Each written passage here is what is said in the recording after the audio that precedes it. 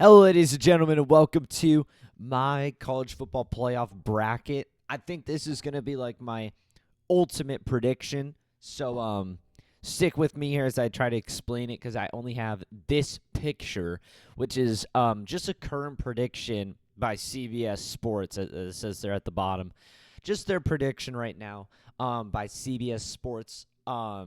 Or this is the projection, I guess. But I think a lot of stuff will shake up. I think a lot of stuff is going to shake up and change this bracket a lot. For instance, Notre Dame is at the 7 seed right now. They are number 5, but they're at the 7 seed because the automatic spots over here, and then, of course, the automatic 12 spot. I think, for one, if you watched my prediction video, I said Notre Dame is losing this weekend. So I think that will change. SMU still making it is that might be a little bit of a stretch, at least at that spot. But well, I guess you reverse it. SMU making it as a 2-loss team, I don't think would happen. I think they're making it where Miami's making it, and Miami might not be in.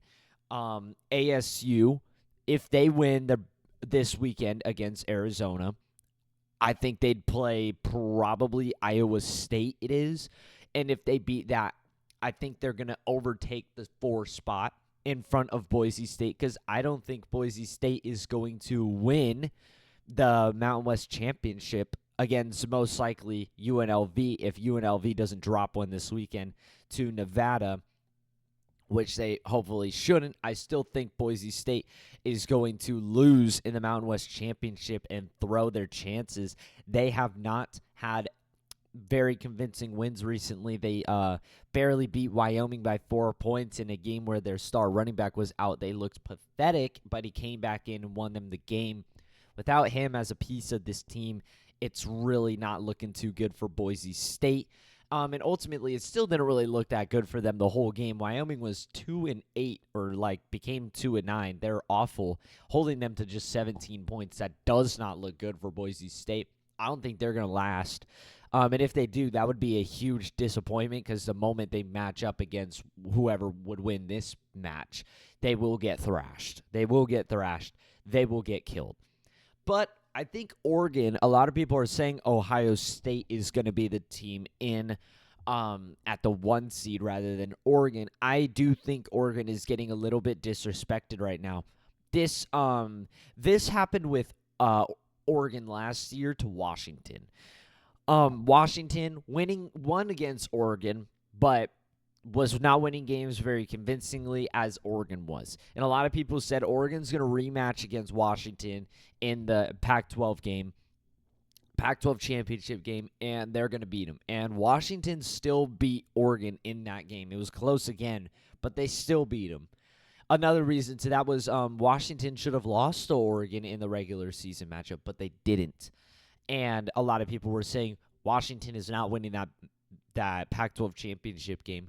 It looks like we're kind of repeating history here, in my opinion, except now it's between Oregon and Ohio State, and they're number 1 and number 2 rather than like number 3 versus number 6 or whatever it was. Now it's number 1 versus number 2. And I think Oregon is still one of the most – they are the most solid. I'm not saying one of the most. They are the most solid team in the country. They have it all. Dylan Gabriel, when he's not making dumb mistakes, even then, the team is still rolling. But when he plays perfect football, there's nothing stopping this football team. We anticipated this going into the year, and I don't understand why people are switching up now. This team was preseason ranked number 3. They got so many transfers, so many recruits, you name it. They got everything they needed. With losing as much as they did, they got everything they needed in return. They lost star receivers, their star quarterback, their running back. They lost a lot of star key pieces. They replaced it all, no problemo, and they're better than they were last year. In a probably, I don't know if I would say tougher conference, but maybe pretty close to tougher conference because, quite frankly, Washington was a super good team last year. But I guess you could say, yeah, this year's Big Ten is a tougher conference than last year's Pac-12. I guess you could say that with teams like Indiana and Penn State. That's fair. But Oregon, I think they could still win the Big Ten championship and secure that 1 seed. But over here, Texas still has to play A&M, which I don't even have them winning. Texas still has to play A&M, which I don't have them winning.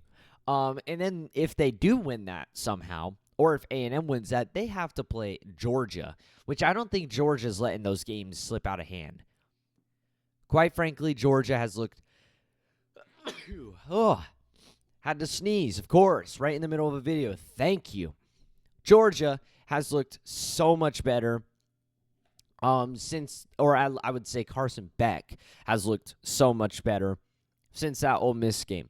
They really must have changed something. Maybe it's the fact that they were in their home stadium or something, because so far their only 2 losses were road games. And the moment Carson Beck felt comfortable, he beat Tennessee. While this team does have a lot of interesting spots, like the Massachusetts game where Massachusetts was getting ready to put down 28 before they turned into UMass and did some dumb shit. They were getting ready to put down 28 on Georgia. And then on the icing on the cake was they missed the field goal after going back like 20 yards. They missed the field goal. I mean, like the fact that UMass was even scoring points was just too much for me to handle, as well as, I mean, UMass gave points defensively, a fumble return touchdown. Earlier in the game, UMass literally fumbled it at their own 25. Like, they were giving Georgia givens. Now, the offense, I wouldn't say had a hard time against UMass. Like, they were walking down the field at times, but still, like, it's UMass. Like, come on, man. Like, let's be real here. It's UMass, and they were struggling to stop this team defensively. And their best performance, I would say, was definitely that Tennessee game, but I really get the impression that the SEC is super overrated right now. And if I had to say the best team in the SEC right now, it would have to be Georgia. After all, Texas's only loss was a domination in their home stadium by Georgia. And Texas looked like shit in that game. I'm not really sure Texas is going to perform too well on the road against A&M. I have them losing against A&M this week. So I don't think Texas is going to stay in the 2 seed. And then you got Tennessee. Again, if Diego Pavia is healthy this weekend, dude, like, Vanderbilt becomes a big threat. It's at Vanderbilt. They already upset Alabama once. Like, they already did that, which, yeah, it was close and whatnot, and Alabama didn't really have a hard time scoring points. Tennessee's offense is nowhere near the same level as Alabama's offense, in my opinion. Tennessee just has a much better defense. But still, in a game like this, I feel like they're going to scheme stuff up, and Diego Pavia is a dog. I think he can get stuff done. And if he is healthy, of course, that's all with anticipation that he is healthy. So the only teams that I could say are set in stone in this is Oregon. That's it. Or Oregon and Penn State, because Penn State is out of the Big Ten championship. I think they're as long as they don't drop a game to Maryland, they got it. They're in. Indiana as well. I think Indiana's in. I think they've got it. They play Purdue. If they drop one to Purdue in their home stadium, that would be the biggest upset of like all time. But quite frankly, everywhere else, Tennessee is uncertain. Georgia, I would say they're uncertain, but I can say they're a lock. Oh, actually, you know what? No, I can't say they're a lock because they got to play Georgia Tech this weekend. And I do think Georgia Tech can cause some issues. I do think Georgia Tech can cause some major issues. They have had one of the most solid defenses in the ACC, held Miami to one of their lowest point totals this season, and Miami has been one of the most high-powered offenses this season, as well as 2 of their losses came without their starting quarterback, and now they're doing some sort of mix with this Aaron Philo kid and Haynes King, which brings a whole new level of quarterback to the field because Haynes King can run, but he can also throw. Aaron Philo can definitely throw, but sometimes he can run, and you never know what's going to happen when both of those quarterbacks are in the backfield. If both of them are healthy, Georgia's going to have so much to handle, so much to look out for. What if you put both quarterbacks on the field at the same time? I mean, like, that would just, like, you bring a whole new level of football to this Georgia football game. The only thing is can Georgia's offense perform well against Georgia Tech's defense? And Georgia Tech's defense has been really solid this year. They have been really solid. I think Georgia Tech could shake things up with Georgia, but Georgia is still a lock for the SEC championship right now because that is a non-conference game. It is a non-conference game, so Georgia is in no matter what because they have the win over Tennessee. And if A&M wins, actually, I don't know. I don't think Georgia is a lock. Well, yeah, no, because they have the win over Tennessee and Texas. They are a lock for the SEC championship. So it would pretty much be A&M versus Georgia if Georgia loses. Like, if Georgia loses, I think A&M is in, even if they lose to Texas. Or no, they would have to beat Texas. Sorry. So, yeah, there's a lot of stuff that goes on there. But I do think Georgia could get shaken up. They still might get a seed. But, dude, that could put the SEC champion at the damn 12 seed. That would be freaking insane. That would be insane if Georgia dropped to like a 3-loss team and played A&M, a 3-loss team, and then like Georgia won and got the 12 seed. Nobody would have seen that coming. Nobody. I still think you get like maybe Texas in at like a 10 seed or something. But again, not too sure about Tennessee this weekend. There's a lot of games that I could feel like are upsets. But I would say the teams that I'm confident in, teams that I would say are locks, are Oregon, obviously Ohio State. Oregon and Ohio State are locks. But I feel like what I should say as a lock for that is Oregon has the 1 seed down. I think they've got that. And Ohio State's got the 5 seed. But Indiana, I think they're in. Penn State, I think they're in. SMU, I think they're in. Oh, and I haven't even talked about my team. I don't think ASU's a lock yet. I don't think ASU's a lock. There's too much in the air. There's a lot of questions around ASU right now. You still have to beat Arizona, which is very difficult. You still have to beat them.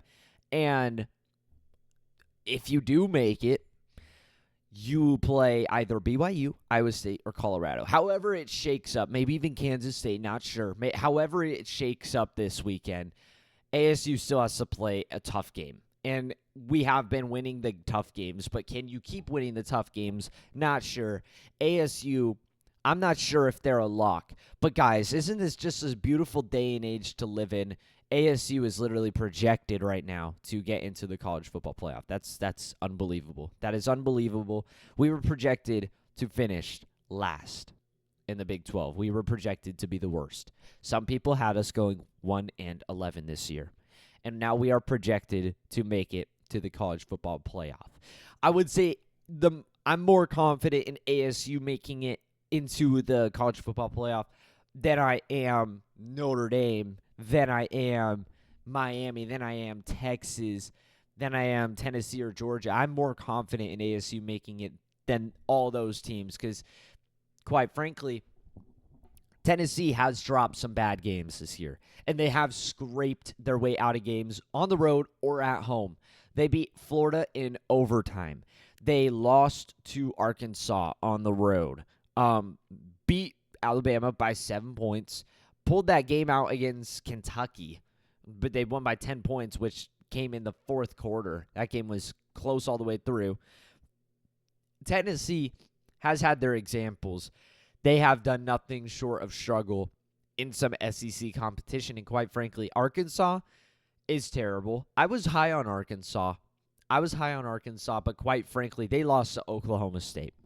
Oklahoma State is 3-9. Yeah, that game is being played right now, Oklahoma State versus Colorado, but it's so bad that Oklahoma State is 3-9. And Arkansas lost that game. Arkansas was up big in that game, and they let Oklahoma State come all the way back and win in double overtime.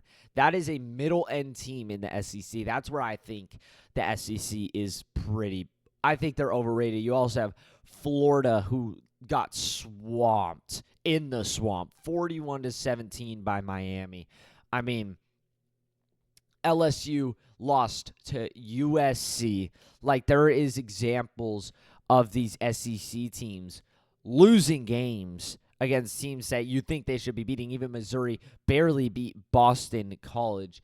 I'm looking for other examples. Mississippi State lost to ASU, a close one, but ASU was up like 30-3 in that game. They just let him pull a phony comeback because we were draining the clock. We were up 30-3, and we just let them pull some short comeback. It was not real. So they made the score a lot closer than it was. A&M lost to Notre Dame. The only real good examples of non-conference games was Georgia. They killed Clemson. Killed them. Absolutely killed them. That's one of the only real good examples. I guess Alabama killed Wisconsin, which is pretty good. Texas killed Michigan. But that's pretty much it. That's all I can really find for good examples. Other than that, like even Vanderbilt, who's been causing issues, lost to Georgia State. They did beat Virginia Tech, but Virginia Tech's not a good team in the ACC, and they lost to Georgia State, who Georgia State, dude, they're like not good. Georgia State is like not good. They're 3-8. They were positive from beating Vanderbilt. They went positive, but I'm just saying the SEC is super questionable as a conference right now. Super questionable. I think we're in for it in the playoffs. I think SEC teams aren't going to go well. I really don't want to see this though. Like, I don't want to see this. Why is Georgia and Tennessee matched up to play each other right now? Even though that's most likely not the case, because, of course, Georgia still has to play a tough game, which if they win, they will move up, and if they lose, they will drop out type shit. They also have Georgia Tech still. But, like, why is this the projected matchup? Just move Georgia up, like, one spot so they can play Indiana and Notre Dame. Like, let's not have conference matchups, please. I don't want to see conference matchups, please. Let's try and make it as difficult as possible so we can not watch a bunch of SEC teams play each other. I don't want to see that. This matchup, dude, there's some history behind this matchup. This matchup right here took away ASU's national championship in like 1996 or 1997. Took it away because ASU lost at the last second to Ohio State by 3 points. That was their only loss that season, and the national champion ended up being like Florida or something, because they beat Florida State, and ASU finished off like number 4. It was, if they would have won that game, they would have won. They would have been the national champions. That would have been it right there. But they lost at the last second to Ohio State in the Rose Bowl. They lost at the last second. Devastation. There's a lot behind this matchup. Not that these players would really be, thinking about like, oh, I'm going to get you back for what you did. Like, no, ain't nobody that old playing for this team. Like, even Kenny Dillingham, he's like 34. Schlag probably barely remembers what even happened. I don't even know if he was paying attention. But I don't even know what. Yeah, he was definitely alive, but very young child, very young brother. And so nothing like that's too crazy. But from an ASU fan perspective, this matchup is revenge.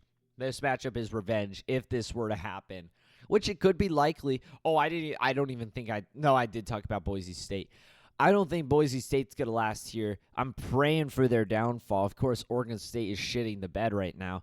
But if they lose, I don't even know. They will get in as the 12 seed if they win the Mountain West. But if they lose, there's no way they're holding on to this spot. ASU will jump here if ASU wins. There's no shot. ASU still could jump here depending on how they win these next 2 games, if they win these next 2 games. If they, obviously they don't, there's no telling that a Big 12 team, no, because Tulane lost. There will be a Big 12 team in. But if ASU loses to U of A, donezo. If ASU loses in the Big 12 championship, donezo. Which I do think is kind of dumb, but I understand, because then a lot of teams in the Big 12 would have 3 losses, which I don't think many 3-loss teams should be getting in. But here we are with Alabama and Ole Miss and South Carolina ranked over Arizona State. But whatever. Just gloss right past that. But that's all I wanted to talk about. I wanted to talk about these teams and where I think they're going to line up. I would just do like a click and drag type deal, but they made it quite possibly as difficult as possible. But Very interesting weekend ahead of us. A lot of rivalry games. Just want to point out that Colorado is currently beating Oklahoma State 35-0. They are shutting them out right now, and they're absolutely feeding Travis Hunter and Shedeur Sanders their quote-unquote Heisman right now. They're just having Shedeur sling the rock all over the field, and they're just force-feeding Travis Hunter touchdowns. Travis Hunter has 6 catches for 39 yards, but 2 touchdowns, whereas there's a LeJontay Wester with 8 receptions and 115 yards and 2 touchdowns. Tell me who's having the better game offensively. I don't know how Travis Hunter's doing defensively, but I can only assume good. He's also a very good cornerback, which I think a lot of people forget about. Actually, he's not doing too good defensively. I'm looking at it right here. He's not doing anything. Oh, no. I'm sorry. He has an interception. Never mind. He's doing great. Good job for Travis Hunter. If there's anybody I want to see win the Heisman that isn't Ashton Jeanty, or if there's anybody that I want to see win the Heisman that isn't Cam Scatterboo, it would be Travis Hunter. I don't want to see Ashton Jeanty win it. Cam Ward, I think he's a good quarterback, but he's taking a couple steps back, and I don't think his team is really that good. And I remember when the Heisman Award was a team award, but Jaden Daniels kind of broke that, so Cam Ward could still win it. But I don't want to see Ashton Jeanty win the Heisman. I've been looking at I've been watching this Oregon State Boise State game for the most part, and I got to tell you, man, anybody back there could be doing what he's doing. If Cam Scatterboo was back there, Cam Scatterboo would have 5,000 yards on the year and 50 touchdowns. Dude, he literally gets the ball, and there is a giant gaping hole for him to just run right up, and then he gets 8 yards, and Ashton Jeanty does it again, while the poor O-line doesn't get any credit. They're ripping apart these Mountain West defenses. And I'm just saying, like, don't get me wrong, Ashton Jeanty is a good running back, but I think there's better running backs out there. I think if Ashton Jeanty were to be playing for an actual football team in Power 4, I don't think he'd be having nearly as good of a year as Cam Scatterboo, or even like the Ohio State running back or the Iowa running back, for fuck's sake. I mean, he's bringing offense to Iowa. Come on, man. Nobody talks about that guy for Iowa, and he's literally bringing the offense to Iowa. Like, give him some credit, man. But whatever. Just wanted to yap. I wanted to post a video. I just wanted to yap. So I hope you guys enjoyed. Like and subscribe would help. A comment always helps. That's all for me. Adios.